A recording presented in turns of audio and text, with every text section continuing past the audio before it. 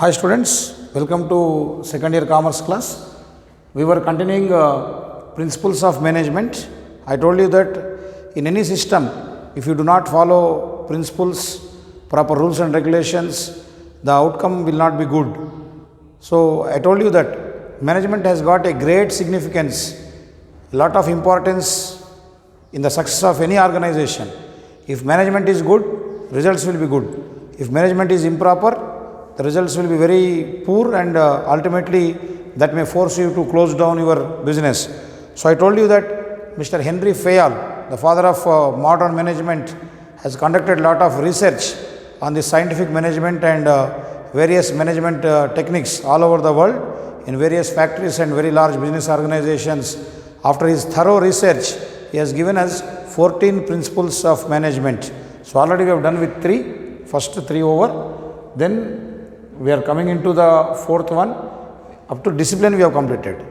Okay, division of labor, parity of authority and responsibility, third discipline. I will write down what I have completed.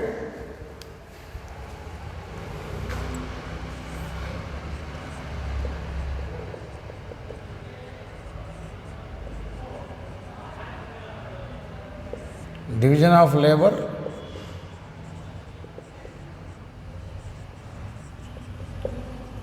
parity of authority and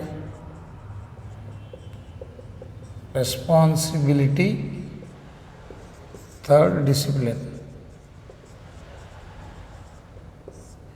These 3 points we have covered in the previous class. Now let us understand about unity of command. Okay. What do you mean by command?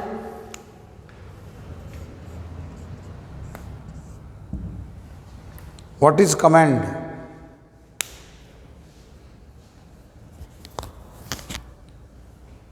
Command is to order. Suppose say when students are sitting in the class, I say close your books or open your books. That means I am ordering you. Okay. The principal may order a concerned lecturer, sir, you go to second year MSc class.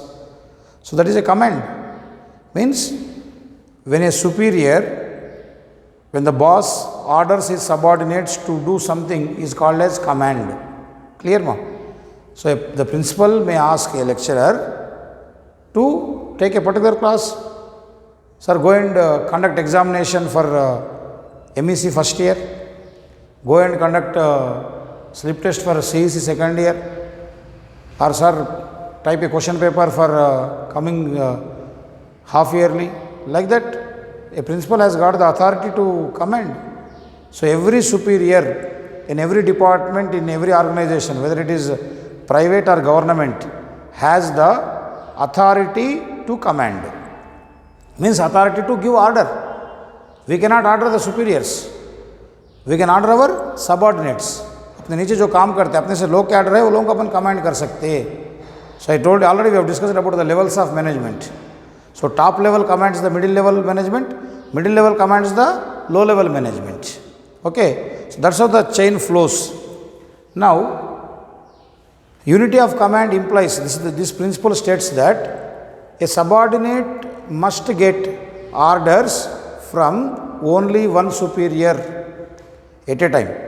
Okay, a subordinate must know who is his immediate boss, from where should he receive the orders, to whom he is answerable. That clarity should be there. If everyone starts commanding, the subordinate is not answerable to anyone. Okay, ultimately the result will be flop. If one says a particular work and the other boss says another work, so what the subordinate will do? Imagine, suppose I have come to this Sri Medhavi campus. Principal is there, vice principal is there, director is there. Say immediately enters into the campus. Principal says, sir, you go to second year class. Vice principal says, sir, you go to first year class. If director says that, sir, today you don't take class, students are writing examination. Whose order I have to obey? What should I do? Okay, is it possible to work in such environment? Will we get the good result if such work is taken? So absolutely no. Similarly, in any organization, if a subordinate do not know, okay, for example, even I am performing a task. After completion of work, I should know to whom I have to report. Sir, work is done, portion is over, today's topic is taken, today class is over. To whom I have to inform? How come the management knows that whether the work is done or not? If subordinates do not know who is the immediate boss or to whom they are answerable, so that lacks clarity and reduces the responsibility of the subordinates and it gives scope for escapism. So when three people give the work to me, I may say that, sir, I was doing that work, I was doing that work, I was doing that work. Ultimately, at the end of the day, I don't do anything. Suppose if I have got received orders from three different persons, say principal has said me one thing, vice principal has told me one thing, director has told me one thing. So these three people have given different works. Ultimately, I will end up with no work. When principal asks me work, sir, what happened, what is the result, I will say that, sir, I was doing the work given by vice principal. When vice principal asks me, I will say that I was doing the work given by the director. When director asks me, what you have done, I will tell that I was doing the work of principal. Ultimately, I will do nothing. So this is what happens when you receive orders from different persons, different bosses. That should not be there. If such type of working environment is there, ultimately time and resources of the organization will be wasted. So unity of command states that every employee should receive orders from only one boss, only one superior. That is unity of command. Next one is unity of direction. Unity of direction or direction. What does this unity of direction states? It states that the objective of all the employees of a organization must be same. The objective of all the employees of a organization must be same. They should move in all, they all should move in one direction. Their aim is to, the goal of all the employees should be same. That means the entire organization should have a common goal. If different employees have got different goals and they don't move in one direction, it will be a problem. I'll tell you one example, or say I can explain this unity of direction with an example of a bullock cart. Most of you might have seen bullocks carrying the load on a cart. Okay, as you know that both bullocks are tied on either side of the cart, one on the right and one on the left. Simply understand that if these two bullocks are moving in the same direction, the cart moves forward. Imagine if the right hand side bullock is moving right side, left hand side bullock is moving left side, will the cart move? It will be damaged. You will be at the same place and the goods which were loaded into the cart will be on the road.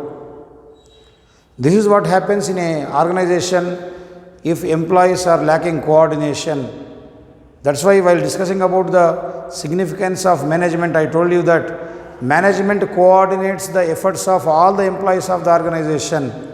So by creating coordination, we tell them, we give them the target, common target to all the people. That means everyone aims at the goal of the organization. So moving in one direction. See, most of the times in education institutions, in some classes we get very good result, in some classes very poor result. What happens? We, as part of our duty, the lecturers, we focus on something like complete the syllabus on time, educate the students in a better manner, explain the topics in a perfect way, prepare the students in a better manner for the examination. But students have got their thinking in another manner. They come to the college campus with entertainment mode, and then their motive is different. They take studies very casual. So here what is happening? We both are not moving in the same direction. We the lecturers are moving in a positive direction of aiming at very good marks, good results, improvement of your personality, enrichment of your skills in overall aspects. But unfortunately, what the student community is thinking, their motive is always entertainment, time pass. So when they come to the campus with time pass motive, what the hell we do? Nothing. We will be teaching commerce principles of management, and the backside student will be playing some game on mobile, or will be writing some rubbish on its notes. So how do we get the result? So here what is lacking? The direction. We want to achieve something and you are doing something. So that is ultimately what happens. The student either will get very less marks or will fail. Got my point? But we cannot afford this. See, if this is done in a college campus, in a classroom, only one student will get bad marks and few students will get fail, and that is their fate. That is their fault, and they will get their result. And they will find the impact of that poor performance. But if that is done in an organization, what happens? Crores of rupees of investment will be wasted. Organization will incur heavy losses. So when the organization incurs losses, not only the organization, but the employees, shareholders, the society, the nation also suffers. So it is our responsibility to see that every business organization is successful. So then only it will give some benefit to the society, to the nation.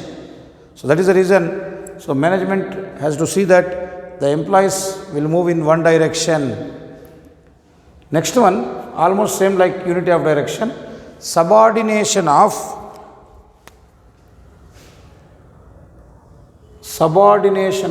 individual to general interest. It's very, very important. Subordination of individual to general interest means many times in various organizations, maybe in schools, maybe in colleges, hospitals, government administration, or in multinational companies, when employees are there, employees may have their individual goals. At the same time, organization also has got individual goals. So this principle states that subordination of individual to general interest. It means always an employee has to give priority or importance to the goal of the organization. Interest means the objective, aim. Here interest is not bank interest. Interest means the zeal, or say the goal what we want to achieve, the objective what we want to achieve, the destination what we have to reach. Okay. So when the organization has got some goal, the individual employees, workers and the managers have to give importance to organization first, then for their individual goal. Yes, individually you have to grow, you may have some goals. At the same time, organization also has got some goals. So first of all, the employee has to give importance to the organization's goal, then think about the individual goal. I'll tell you one example. Most of you may be knowing the cricket. For example, there is some cricket match is going on. A player, maybe say a batsman who is on playing on 96 runs, who is playing on 96 runs, he requires 4 runs to complete his century. To complete his century, 4 runs are required. But he has got only 2 balls. In these 2 balls, we have to make 6 runs. Okay, in these 2 balls, if the batsman scores 6 runs, we can win the match.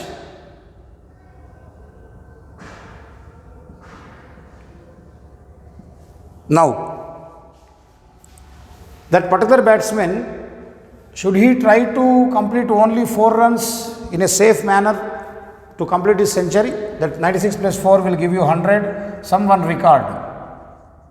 But in the course of making 6 runs out of 2 balls, okay, playing in a dominant manner, he may get out, he may miss the century. So here there are 2 goals.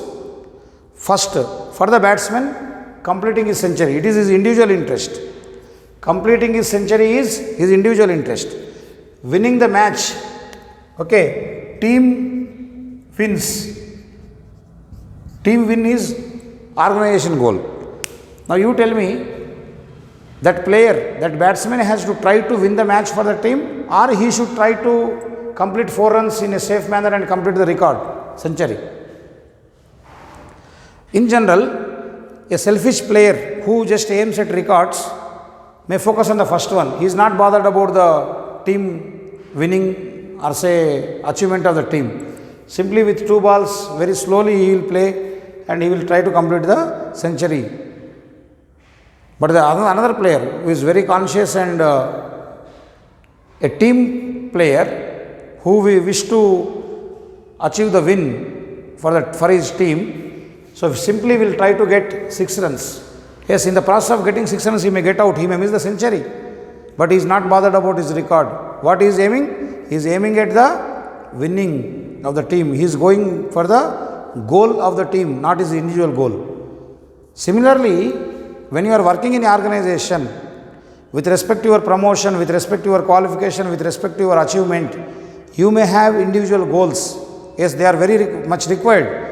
Individually, if you do not have any goals, then also there will be no competition among the employees, then your efficiency will not improve. Quite naturally, every employee should have that competitive spirit and he should try to enhance his skills. We should have certain goals, but ultimately, our aim should be the general interest. So, try to give benefit to the organization first, then you think about your individual achievement. So, that is what called as subordination of individual to general interest. Remaining principles we will learn in the next class.